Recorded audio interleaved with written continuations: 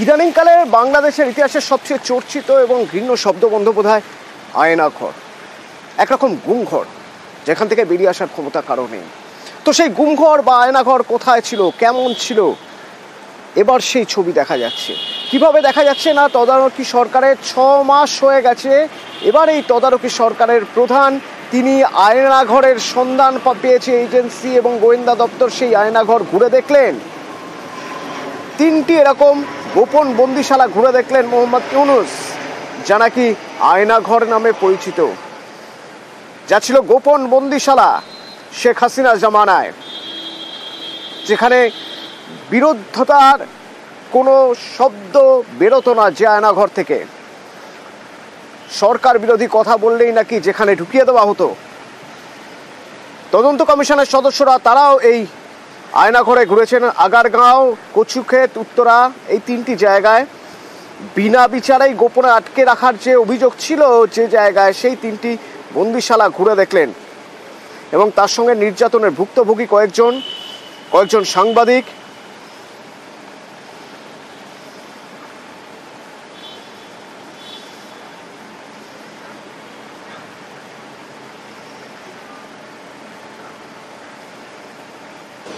এই গত সরকার এই আইএমএ জাহেলিয়াতকে প্রতিষ্ঠিত করে গেছে সর্বক্ষেত্রে।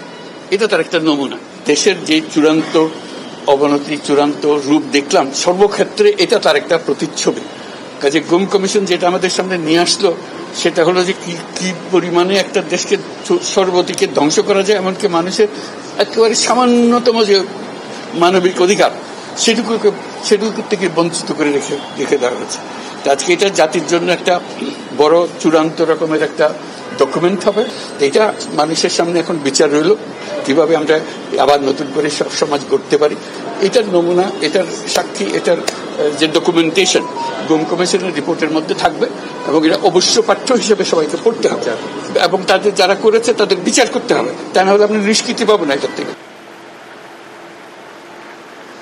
মৃত্যু লুকোচ্ছে ইউনূস সরকার, এই প্রসঙ্গ উঠছে তার কারণ জুলাই হিংসায় কতজনের মৃত্যু হয়েছিল না। রাষ্ট্রসংঘের হিসেব একরকম, আর তদারকি সরকারের সরকারি হিসেব তার চেয়ে বেশ কিছুটা কম।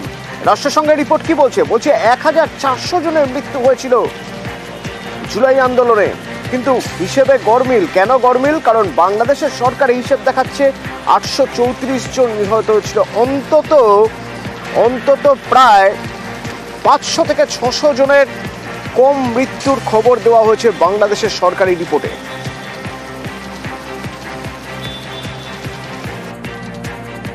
সবসময় ভাবি যাদের কারণে, যাদের ত্যাগের বিনিময়ে দেশটা আজকে নতুন বাংলাদেশ বলার সাহস পাচ্ছে, তাদের জন্য দেশ কি করতে পারে।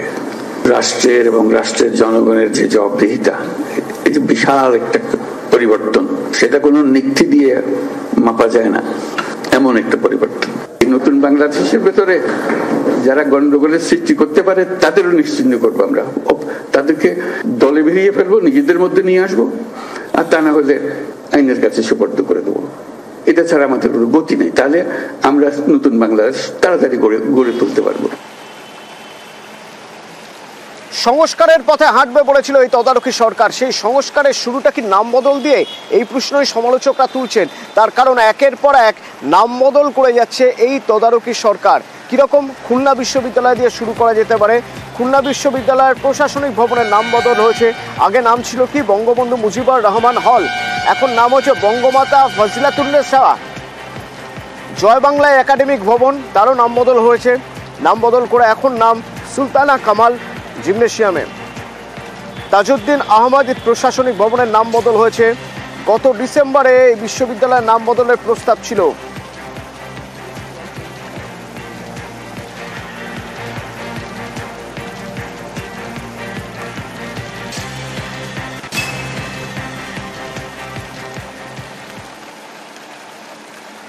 আর কোথাও যেন কট্টরপন্থী বা মৌলবাদদের বাড়বাড়ন্ত দেখা যাচ্ছে। তার কারণ যখন বইমেলা তসলিমা নাসরিনের বই সেখানে কেন রাখা রয়েছে সেই জন্য হামলা চালানো হয়, সেই ঘটনার প্রতিবাদ করতে গিয়ে মাহফুজ আলম, সরকারি উপদেষ্টা, তদারকি সরকারের উপদেষ্টা, সেই মাহফুজ আলম যখন হুমকি দিয়ে বলেছিলেন যে এই ধরনের ঘটনা যদি কেউ ঘটান তাহলে তা শয়তানের কাজ বলে চিহ্নিত হবে, ডেভিল হিসেবে তাকেও গণ্য করা হবে, তাদেরও জেলে পোড়া হবে। তারই পাল্টা হুমকি এবার কট্টরপন্থীদের তরফে। দাবি করা হচ্ছে 24 ঘন্টার মধ্যে এই বক্তব্য যেন মাহফুজ আলম ফিরিয়ে নেন, তা না হলে ফল ভালো হবে না। কট্টরপন্থীদের কোপে ক্ষতবিক্ষত পদ্মাপাড়। এবার নিশানায় বাংলাদেশের জনপ্রিয় কন্টেন্ট ক্রিয়েটর, জুলাই আন্দোলনের নেতা তথা সোশ্যাল মিডিয়ায় বাংলাদেশের জনপ্রিয় মুখ নুরুজ্জামান কাফি। তাঁরই গ্রামের বাড়িতে আগুন লাগিয়ে দেয় দুষ্কৃতীরা। দেখি যেমন চালের উপরে আগুন, দরজা খোলার চেষ্টা করছি, দুইটা দরজা, ছোট একটা বড় একটা লাখ, এবং ওই খিল খুললে টানতেছি, দরজা আসে না, বান্দা। তদন্ত পূর্বক একটু চেষ্টা করলে ভালো হয় আমাদের পক্ষে, যে জিনিসটা কোথায় গুনে আসলো, কি হইলো। 32 নম্বর যারা পুরাইছে তাদের ঘর বাড়ি পুরাই দেওয়া হবে, দিনের মতো পরিষ্কার, তাই হয়েছে। এভাবে আমরা যারা ফ্রন্টে থেকে আন্দোলন করছি তাদেরকে, এবং গাজীপুরেও দেখবেন, এবং উপদেষ্টা নাহিদ ভাই, আসিফ ভাই, তাদের সচিবালয়েও আগুন দেওয়া হয়েছে। এই সরকারের ব্যর্থতা আমি মনে করি। আমার আলটিমেটাম 7 দিন, আমি 7 দিনের মাথায় রাজপথে দাঁড়াবো। যদি বিচার না করা হয়, আমার ঘর যদি পূর্ণভাবে উঠানো শুরু না হয়।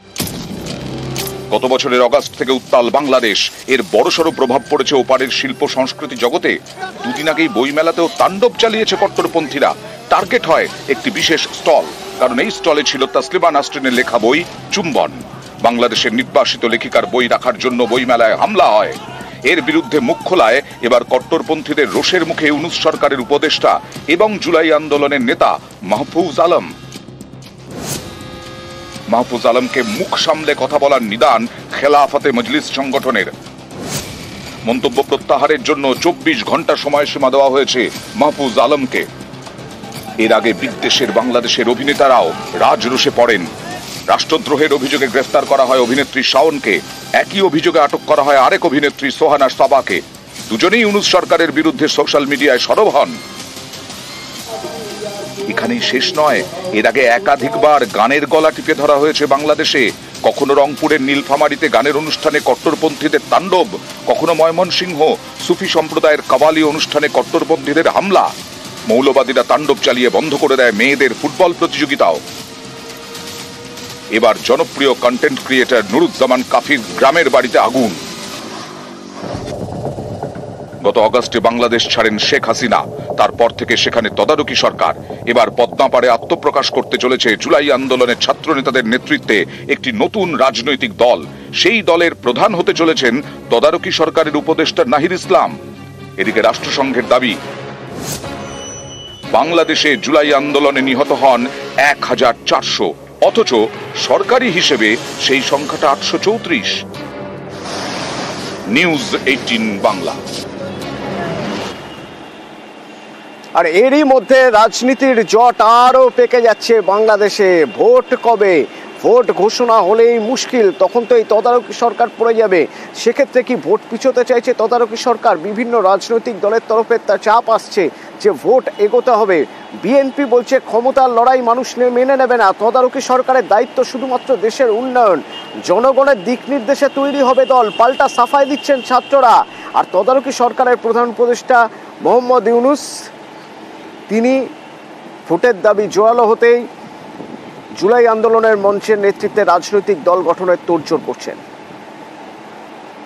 অন্তর্বর্তী সরকারের দায়িত্ব এই যে সংস্কার, এই যে একটা রূপান্তর, সেইটাকে এগিয়ে নিয়ে যেতে সাহায্য করা। এর চাইতে বেশি কিছু করতে গেলে কেউই একমত হবে না, তখন আমরা সকলে মিলে এর বিরোধিতা করতে পারবো। এবং এই সরকারকে এত সোজা না বাংলাদেশে আমরা কিছু করে ফেলা। নতুন দল যারা করবেন তাদেরকে বলি, জনগণের ভেতর থেকে দলের জন্ম দেন, ক্ষমতার ছায়াতলে নয়। ক্ষমতার ছায়াতলে থাকা দলকে মানুষ ভালোভাবে গ্রহণ করে না। কেউ ক্ষমতার ছায়াতল আর কোন দেশি বিদেশি মিলিয়ে কোন ষড়যন্ত্রের রূপ দিতে চায়, বাংলাদেশের মানুষ এটাকে একেবারে তুড়ি মেরে উড়িয়ে দিবে। আমরা মানুষের কাছ থেকে মতামত নিচ্ছি, তারা কেমন ধরনের রাজনৈতিক দল চায়, এই রাজনৈতিক দলটার মধ্য দিয়ে তারা কি ধরনের সমস্যার সমাধান করতে চায়। এটা সার্ভিস ওরিয়েন্টেড একটা পলিটিক্যাল পার্টি নাকি আইডিওলজি বেসড পলিটিক্যাল পার্টি, আমরা কিন্তু ফিডব্যাক মানুষের কাছ থেকে পাচ্ছি।